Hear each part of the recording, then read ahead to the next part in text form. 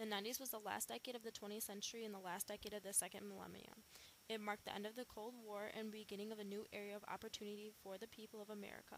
From the creation of the World Wide Web to the Million Man March, the early 90s, despite the acts of war and bombings, is considered a time of peace and prosperity. Although the early 90s isn't recognized for its dramatic changes, it is seemingly minor events shaped our political views, economic growth, social changes, and technological advances to transform America into the experienced and developed society it is today. The early 90s was one of the most successful time periods in all of history, and out of that time period came one of the most popular successful inventions still to this very day, the World Wide Web. Millions of people from all over the world use the internet at least once a day, if not more. August 6, 1991 was the official debut of the World Wide Web, and it was also the first day that it was publicly announced that it was available for anyone. Throughout the years, progress had been slow, but by January of 1993, there were only 50 available web servers, but incredibly, by October of 1993, over 500 web servers were up and running. The use of internet had become more and more popular as time had gone on, and the amount of web pages being created was phenomenal. 1993 was, without a doubt, one of the most important years of the time period because the email was created. The email was a way for students, adults, and basically everyone who had access to a computer to communicate without face-to-face contact. Yahoo and AOL were two of the sites that were created in 1993 to allow an easier way of communication between people of all ages. AOL was very unique because not only did it have just email, but it had instant messaging, which required you to be at your computer conversing with someone else while they were still online. Still to this day, Yahoo and AOL are websites that connect millions of Americans each day. Another way that the internet was used was to create websites that allowed the public to either buy or sell their possessions. eBay.com and Amazon.com were two of the first websites created in 1995 to show the public that they can start selling their old goods and possessions on the internet and get money for them. Back in the early 1990s, there was a burst of development in the field of communication. Items like the pager, the telephone, the cell phone, and even the internet gave people a faster and more convenient way to communicate. The telephone was not a new item in the 90s, and the use of the answering machine was still being used. But as time went on, the development of this invention led to some pretty amazing tools of communication such as the cell phone and the pager. The reason why pagers were so popular in the 90s and not the 80s was because in the 80s the distance that a pager could reach was not nearly enough as it could in the 90s, which is why it became so popular in the 90s. The progression from computer to personal computer was moving at such a fast pace that they decided to put these new inventions in the schools, libraries, and workplaces so that it could be offered to everyone. The use of the pager decreased due to the successful research and progression of the mobile phone. The cost of the personal phone was cheaper, and it offered a lot more than just making a phone call, which is why most people wanted one instead of a pager. While the creation of technology was a huge positive stepping stone of the U.S. in the early 90s, it affected our country negatively when the World Trade Center was bombed in 1993. The early 90s may have been known for its peace and prosperity. However, the World Trade Center bombing was one of the first of the many attacks that would lead America into the War on Terror. A truck bomb was set off under the World Trade Center's North Tower on February 26, 1993. The bomb was built to knock the North Tower into the South Tower, bringing both towers down and killing thousands of people. While the plan failed, it still killed 6 people and injured more than 1,000. According to World Book Online, in March 1994, the 4 men that were involved were convicted: Abdullah Halima, Aha, Ayad, and Salameh. In November 1997, the last 2 culprits were convicted: Ramzi Youssef, the mastermind, and Ismail, the driver of the truck. While this event happened just over 20 years ago, since then the attacks have only worsened, escalating into larger scales of destruction. However, ultimately, this event not only shocked America into realizing that while we stand as a powerful nation, we are not entirely invincible. In the midst of destruction on American ground, America experienced adversity internationally as well during the early 90s. The Persian Gulf War began through the Iraqi leader Saddam Hussein's ordered invasion of Kuwait in August 1990. As a result of this invasion, Saudi Arabia and Egypt called on the United States and other nations. With the support of the UN, 34 European and Arab countries created a UN coalition. 28 nations sent troops and even more provided equipment, supplies, and financial support. After 42 days of attacks by the UN coalition in the air and on the ground, America declared a ceasefire, which caused most Iraqi forces in Kuwait to either surrender or flee. This war required huge decision-making and cooperation between the United Nations, which improved their credibility. However, although the Persian Gulf War was initially considered a success for the UN coalition, conflict in that region led to the Iraq War that began in 2003. With the decisions made abroad by our United Nations representatives, America was making its own decisions on their 42nd president.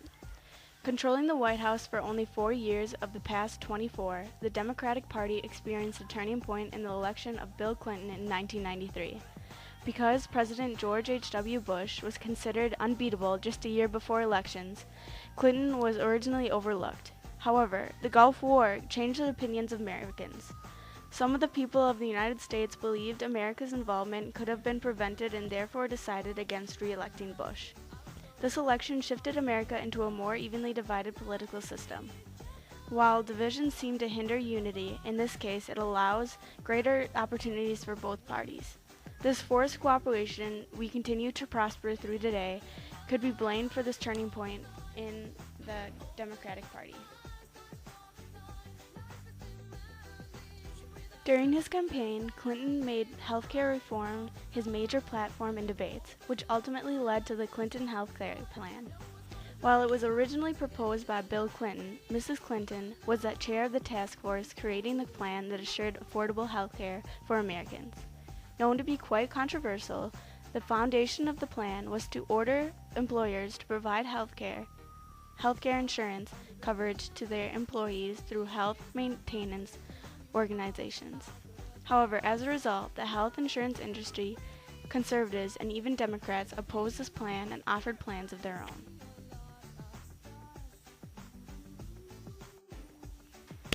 After failing to create plans that compromised ideas in order for the healthcare reform to pass, they would have to wait for the next Congress.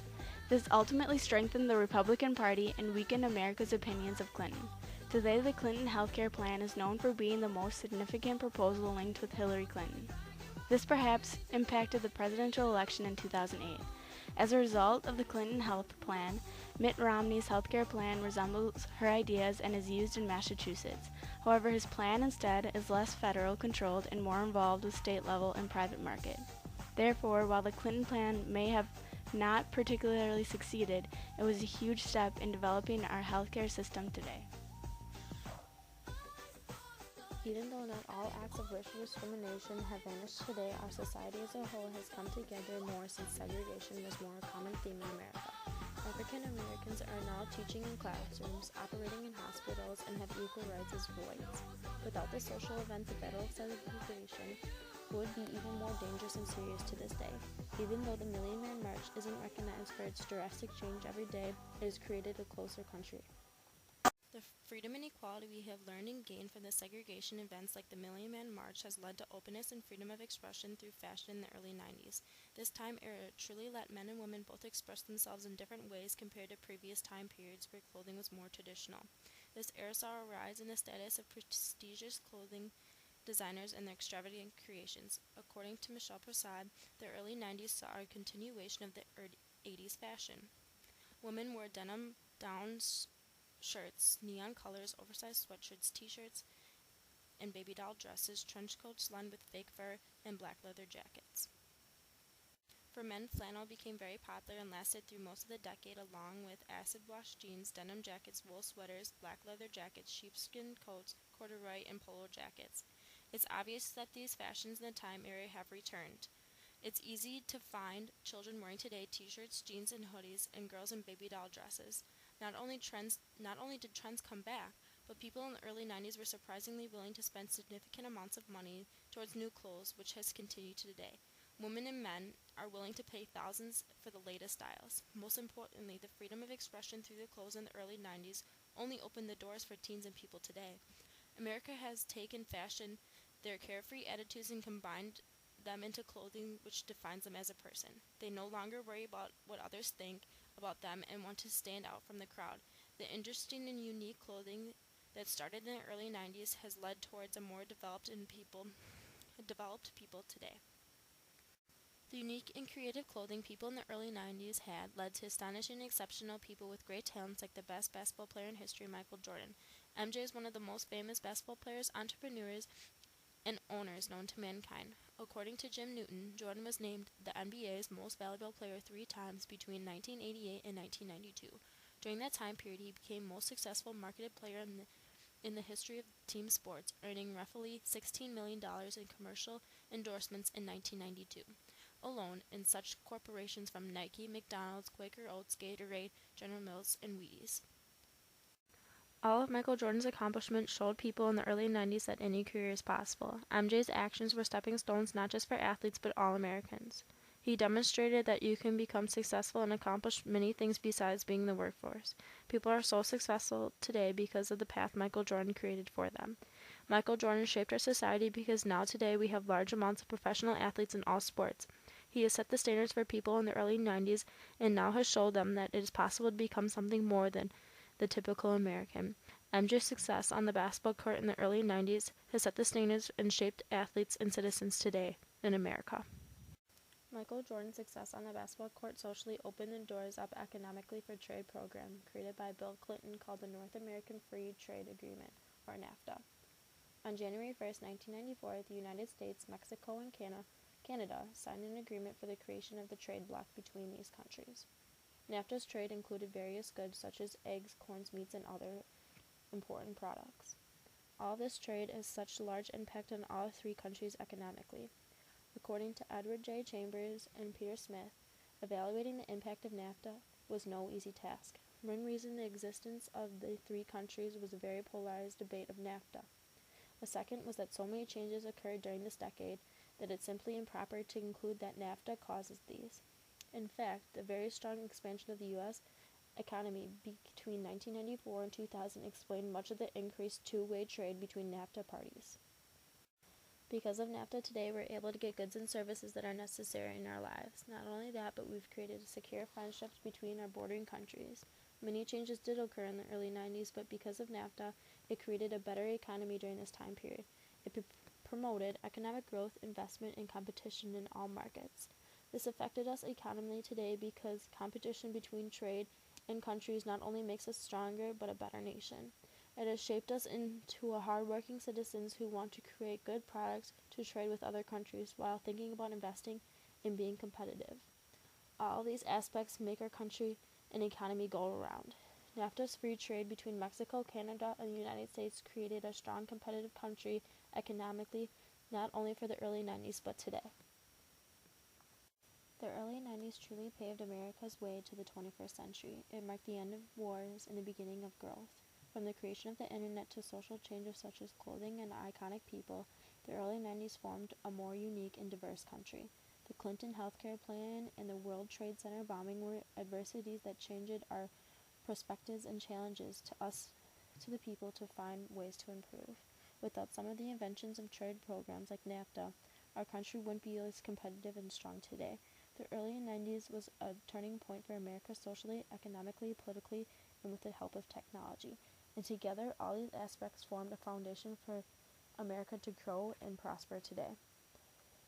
Politically, the early 90s healthcare plans may have failed, but the Million Man March succeeded in socially bringing blacks and whites together. The Million Man March was considered one of the most significant social events of the African American civil rights history and was a gathering of activists to bring all men together. The march was organized to bring whites, blacks, men, and women from all around the country together to the nation's capital. Unity and brotherhood were two of the goals of this event. According to Greg Robinson, the organizers described this march as an opportunity for white and black men to take responsibility for their actions and lives in all communities, to demonstrate unity and sorrow for their past actions. In addition, the march was designed to unite blacks and to point out the lack of nationality actions against racial inequality. This march has truly shaped the relationships between all men in the United States.